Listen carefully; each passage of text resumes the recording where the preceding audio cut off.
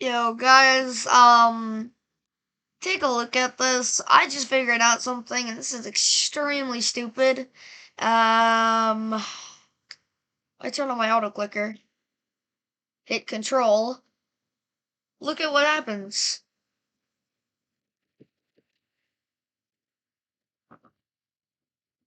So right now, I have an auto clicker going at 1 millisecond, and holding down control makes me teleport, meaning I'm just constantly teleporting.